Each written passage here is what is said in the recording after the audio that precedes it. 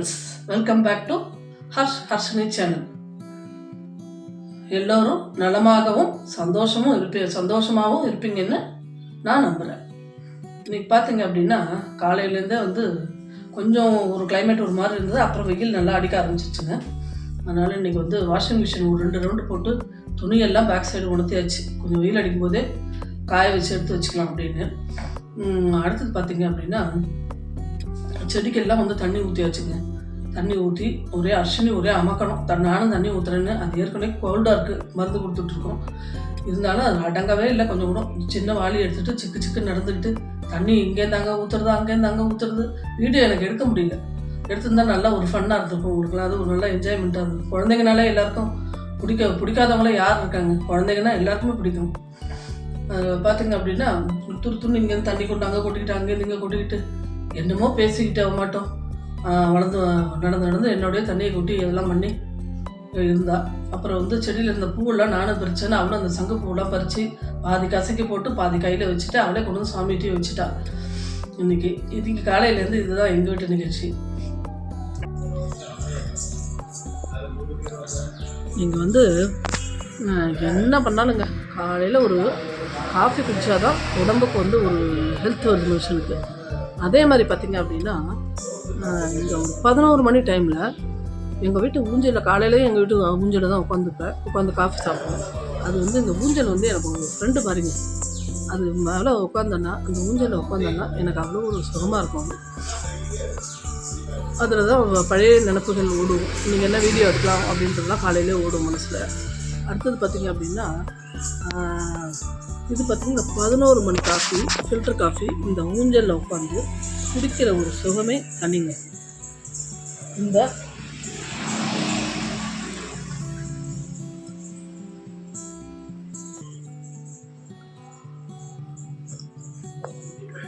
Coffee குடித்தாதான் உங்களுக்கு அடுத்த வேலை நமக்கு ஓடும். அடுத்தது பார்த்திங்க அப்படின்னா இன்னைக்கு காலையில் என்ன செய்யலாம் இன்னைக்கு அப்படின்றது பார்த்தோம். இன்னைக்கு பார்க்கும்போது பார்த்திங்க அப்படின்னா ப்ரெட்டில் ஃப்ரூட்ஸ் கலந்து ஒரு ஸ்நாக்ஸ் செய்யலாம் அப்படின்னு பார்த்தோம். சரி அப்படின்னுட்டு இது இது ஃப்ரூட்ஸ் சாண்ட்விச் மாதிரி ப்ரெட்டில் செய்யலாம் அப்படின்னு நினச்சோம். இது எப்படி செய்யுது அப்படின்றத இப்போ நம்ம பார்க்கலாம். தேவையான பொருள் என்னென்ன அப்படின்னா ஃப்ரூட்ஸுங்க. என்னென்ன ஃப்ரூட்ஸ் இருக்கோ, நீர் சத்து இல்லாத ஃப்ரூட்ஸ் என்னென்ன ஃப்ரூட்ஸ் இருக்கோ எல்லாம் எடுத்துக்கலாங்க. ஆப்பிள் எடுத்துக்கலாம், வாழைப்பழம் எடுத்துக்கலாம். அப்புறம் கொய்யாப்பழம் தோல் சீவிட்டு அந்த இதையும் சீவிடணும். நடுவில் உள்ள அந்த விதையை எடுத்துகிட்டு அந்த சதைப்பற்று இருக்குது பார்த்திங்களா, அதை மட்டும் கூட சீவி எடுத்துக்கலாம். அடுத்தது பார்த்திங்கன்னா இங்கே எடுத்துகிட்டு இருக்கோம் பாருங்கள். எல்லாமே தெரியும்னு நினைக்கிறேன் உங்களுக்கு. இருங்க பாருங்கள். ஆப்பிள் சின்ன பீஸாக கட் பண்ணி எடுத்துகிட்டு இருக்கேன் தோல் சீவிட்டு. அடுத்தது டேட்ஸ், பேரிச்சம்பழம், அது உள்ள கொட்டையை நீக்கிட்டு அதையும் சைஸாக தீவி எடுத்துகிட்ருக்கேன். அடுத்தது பாதாம் கொஞ்சம் இது பண்ணி கட் பண்ணி பொடியாக நசுக்கி எடுத்துகிட்ருக்கேன். அதே மாதிரி முந்திரியும் நசுக்கி எடுத்துகிட்ருக்கேன். அப்புறம் திராட்சை, கருப்பு திராட்சை வெள்ளை திராட்சை ரெண்டுமே அப்படியே எடுத்துகிட்ருக்கேன். அதை ஒன்றும் செய்யலை, அப்படியே எடுத்துகிட்ருக்கேன்.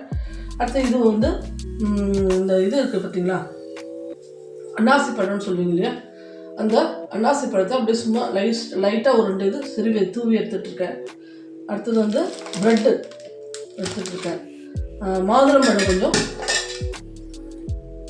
மாதுளம்பழம் உரிச்சு எடுத்துகிட்ருக்கேன். இது பார்த்திங்க அப்படின்னா இந்த யோசிச்ச ஃப்ரூட்ஸ். இது ப்ரெட்டும் தனியாக வச்சாலும் உப்புமா செஞ்சாலும் சாப்பிட மாட்டேங்கிறாங்க. அந்த ப்ரெட்டு வாங்கி ஒரு 2 நாளைக்கு இருந்தால் இந்த படிக்கிறதுக்கு ஒரு மாதிரி பூஞ்சக்கான பூத்து மாதிரி தூக்கி போட்டுரும். அப்புறம் 11 மணி 12 மணி காலையிலேயே டிஃபன் சாப்பிட்ருந்தோன்னா ஒரு 11 மணி போல் ஒரு ஃபஸ்ட் இதுனா ப்ரெட்டில் ஏதாவது செஞ்சு சாப்பிடுவோம் அப்படின்னு பார்த்தா உப்புமாவும் டெய்லி போர் அடிக்குது. அதனால் வேணால் ப்ரெட்டு பஜ்ஜி எல்லாமே சாப்பிட்டாச்சு. சரி, இது மாதிரி சாப்பிட்டோம்னா கொஞ்சம் ஹெல்த்தியாகவும் இருக்கும் உடம்புக்கு. ஃப்ரூட்ஸு சாப்பிடாத குழந்தைங்க பெரியவங்க எல்லாருக்கும் ஃப்ரூட்ஸும் உள்ளே போகுது. அதனால் யோசிச்சு தான் இந்த மாதிரி இன்றைக்கி செய்வோம் அப்படின்னு இதை எடுத்துகிட்ருக்கேன். வாங்க இது எப்படி செய்யுதுன்னு பார்க்கலாம். அதுக்கு முன்னாடி இன்றைக்கி என்ன சமையல் அப்படி அதில் கிருத்திகா நம்ம வீட்டில் என்ன சமைச்சிருக்கா அப்படின்றத பார்க்கலாம். முருங்கைக்காய் போட்டு சாம்பார் வச்சுருக்காங்க. முருங்கைக்காய் சாம்பார் அரைச்சி விட்டு வச்சுருக்கா. நல்லா சூப்பராக இருக்குது. பார்க்கும்போது சாப்பிடணும் கூட ஒரு டெம்டிங் ஏற்படுது. அடுத்தது காலையில் டிஃபனுக்கு இது உருளைக்கிழங்கு போட்டு ஒரு குருமா மாதிரி வச்சுருந்தா, உருளைக்கிழங்கு இது ஒரு நாள் இந்த ரெசிபியை ஒரு நாள் போடுறேன் நான் நம்ம வீடியோவில். இந்த உருளைக்கிழங்கு சும்மா அரிசி உப்புமா செஞ்சால் செய்வோம் நாங்கள். அது ரொம்ப டேஸ்டியாக நல்லாயிருக்குங்க. அதுக்கோசரம் அது செய்கிறது. அடுத்தது பார்த்திங்கன்னா அரிசி உப்புமா இன்றைக்கி வெங்கலப்பானையில் சாப்பிட்டு கொஞ்சோண்டு மிச்சம் இருக்குது. காலையில எல்லாம் சாப்பிட்டு முடிச்சதுனால. அடுத்தது கேரட் கொஞ்சம் சீவி வச்சுருக்கா. குழந்தைகளுக்கு பருப்பு, ரசம் இது எல்லாமே இன்றைக்கி செஞ்சு எடுத்து வச்சுருக்கா. இதுதான் இன்றைக்கி நம்ம வீட்டு சமையல்.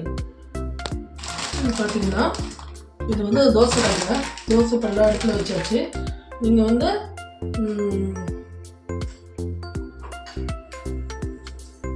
ஓவன் மாதிரி வச்சுருந்தீங்கன்னா கூட அதில் கூட செய்யலாம் அப்படின்ற கிருத்திகா எனக்கு தெரியல.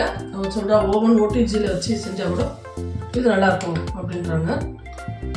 இப்போ பார்த்திங்க அப்படின்னா இது வந்து சப்பாத்தி செய்யறதுக்கு தனி கல் வச்சுருக்குங்க. இது தண்டவாள கல்லுன்னு சொல்லுவாங்க இல்லையா, அது சப்பாத்திக்கு ப்ரெட்டு இதெல்லாம் இதில் போடுவேன். தோசைக்கு வந்து தனியாக ஒரு கல், தோசை கல் வச்சுட்ருக்கேன். அதில் வந்து தோசைக்கு நெய் சும்மா கொஞ்சமாக ஒரு ட்ராப்ஸு வேணும். உங்களுக்கு வேணும் அப்படின்னா நீங்கள் வந்து நல்லா கல் காஞ்ச வந்து இது போட்டுடணும். போட்டுட்டு உங்களுக்கு வேணும்னா நீங்கள் வந்து இந்த ஓரத்தை வந்து இந்த ப்ரௌனாக இருக்குது பார்த்தீங்களா, அந்த ஓரத்தை கட் பண்ணி எடுத்துக்கலாம். வேண்டாம் அப்படின்னா நாங்கள் வந்து முக்கால்வாசி கட் பண்ண மாட்டேன் நான். அது வந்து ஒரு கிறிஸ்பியாக இருக்கும்.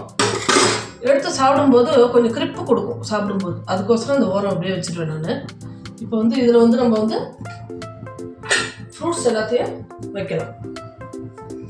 முதல்ல வந்து மாதுளம்பழம்,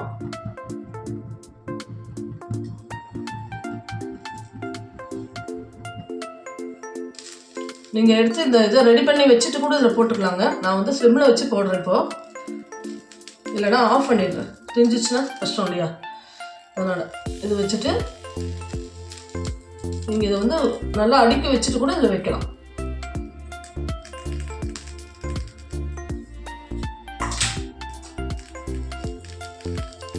அடுத்தது இந்த ஆப்பிள் பழம், அன்னாசி பழம்.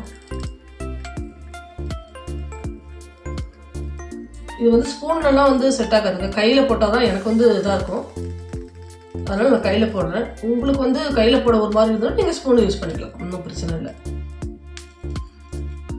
அடுத்தது வந்து இந்த பேரிச்சம்பழம்.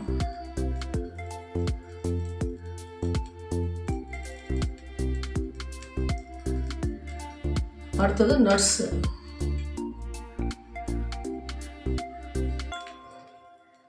பாதாம், முந்திரி, நட்ஸ் இதெல்லாம் அப்படி தூவியாச்சு. அடுத்தது இது ட்ரை கிரேப்ஸ் ஒரு 4-5 பீஸ் தூவிட்டு, அடுத்தது வந்து இப்போ வந்து தேவைங்க அது ஹனி, டாபர் ஹனி. இதெல்லாம் வெளியில் கொண்டு வராங்க மணத்தேன் அப்படின்றாங்க. இந்த கோயம்புத்தூர் வெளியிலாம் நிறைய கொண்டு வந்து விற்கிறாங்க. ஆனால் வந்து வாங்கிறதுக்கு தான் எங்களுக்கு பயமாக இருக்கும். அது வந்து எப்படி இருக்கும் என்னன்னு தெரியல. யாராவது வாங்கினவங்கள்ட்ட கேட்டால் இப்படி வச்சிடணுங்க. இப்படி வச்சுட்டு சரிங்களா, இப்படி இதை வச்சிடணும். வச்சுட்டு இப்போ நம்ம வந்து அடுப்பை வந்து சூடு பண்ணிக்கலாம். சூடு பண்ணிவிட்டு அது மேலே வந்து ஒரு வெயிட்டான இது வச்சுக்கலாம்.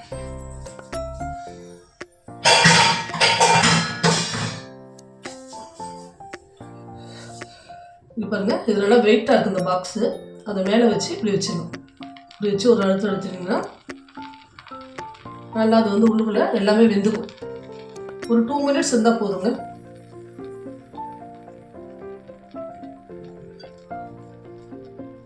அவ்வளோதான்.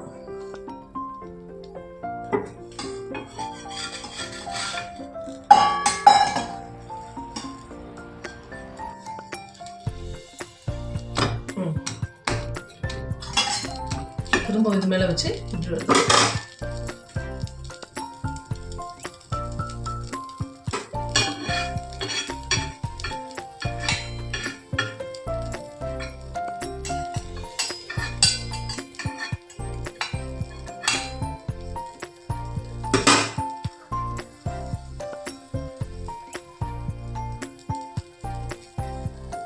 நல்லா இது பண்ணிக்கலாம். திரும்ப இந்த பக்கம் வச்சதுனால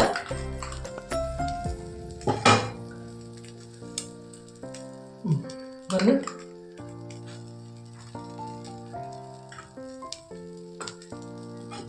பேரிச்சம்பழத்தோட தோல் அதில் ஒட்டி இருந்தது, அதுதான் எடுத்தேன் நான் மேலேருந்து.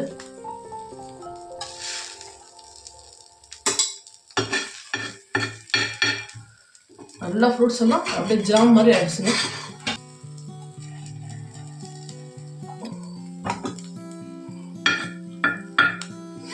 ஸ்மெல் அப்படியே சூப்பராக இருக்குங்க. இந்த நெய் வாசனைக்கும் இந்த ஃப்ரூட்ஸ் வாசனை இது எல்லாமே உள்ளே இருக்கிற ஃப்ரூட்ஸ் எல்லாம் மேலே வந்து நல்லா வந்து மேலே வந்து பாருங்க, அந்த சாரெல்லாம் மேலே இறங்குது. நல்லா இருக்குங்க. அதை மெல்ட் ஆகி சாப்பிடும்போது பார்த்தீங்கன்னா ரொம்ப டேஸ்டியாக இருக்கும்.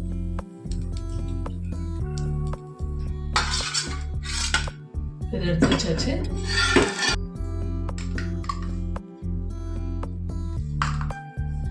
நெய் போட்டுக்கணும்.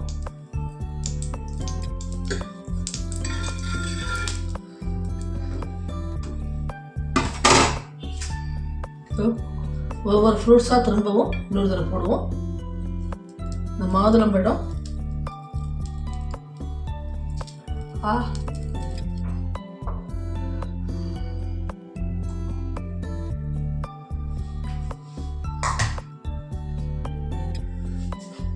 ஆப்பிள், எதை வேணா முதல்ல போட்டுப்பாங்க நீங்கள், நம்ம சௌரியம் தான்.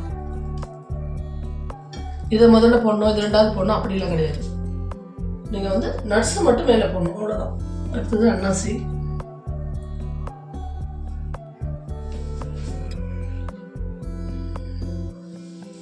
அடுத்தது டேட்ஸ்,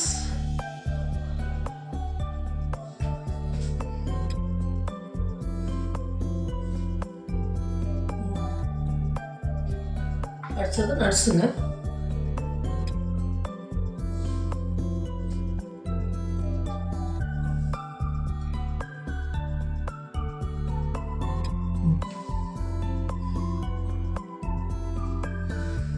அடுத்தது இந்த ட்ரை கிரேப்ஸ், அவ்வளோதான். திருப்பி நம்ம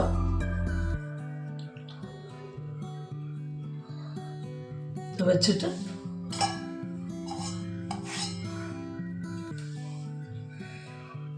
இப்படி அழுத்திக்கணும்.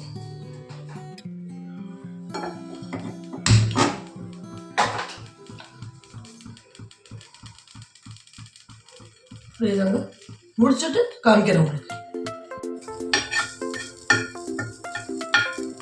என்ன ரெண்டாவது பக்கம் நம்ம திருப்பி போட்டோம்.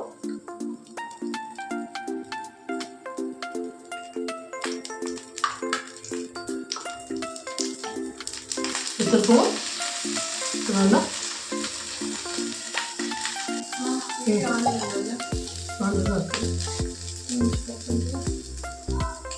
ஒரே நிமிஷம் இதெல்லாம் பொன்னிறமாக முடிஞ்சிச்சுக்கலாம். முடிஞ்சு திரும்ப ஒரு அழுத்தினீங்கன்னா அது அதோட சாறு அதெல்லாம் வந்து அந்த ப்ரெட்டில் இறங்கும். சாப்பிடவும் நல்லா டேஸ்டாக இருக்குங்க.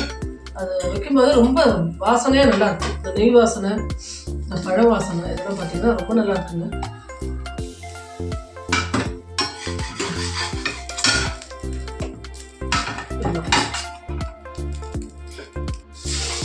இந்த மாதிரி இப்படி கட் பண்ணிடுங்க. கட் பண்ணால் எடுத்து சாப்பிட்றதுக்கு ஈஸியாக இருக்கும். நமக்கு குழந்தைங்களுக்கும் எடுத்து கொடுக்கறதுக்கு அப்படியே ஈஸியாக இருக்கும்.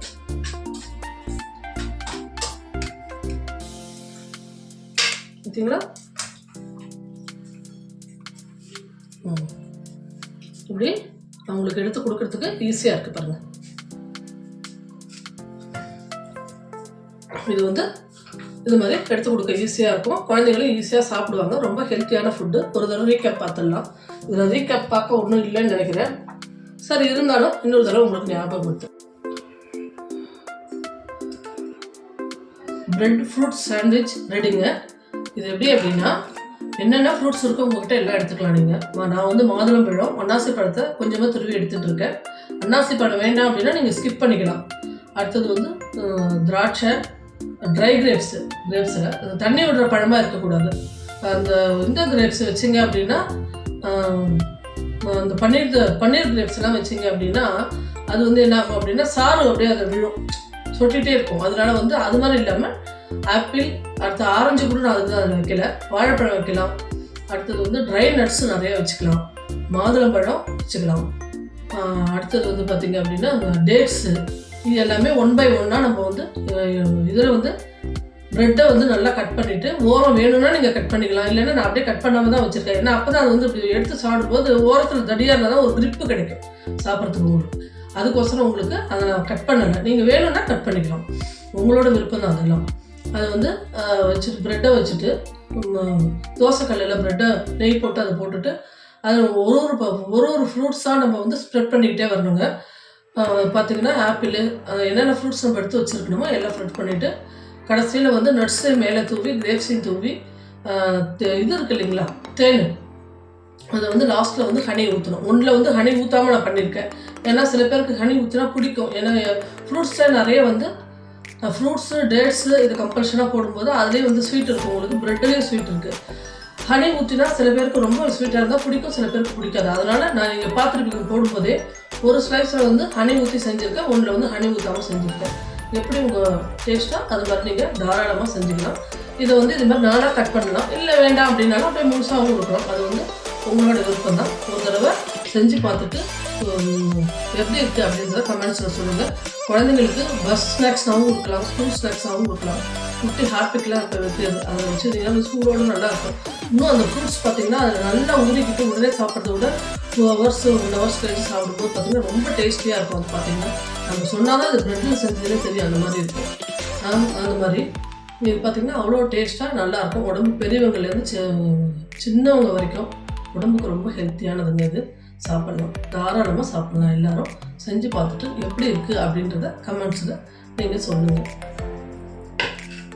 நிறைய பேர் வந்து பார்த்திங்க அப்படின்னா ஒரு சின்ன ரெக்வெஸ்ட்டுங்க, எல்லார்கிட்டையும் நிறைய வந்து சப்ஸ்கிரைப் பண்ணாமல் நிறைய பேர் பார்க்குறீங்க.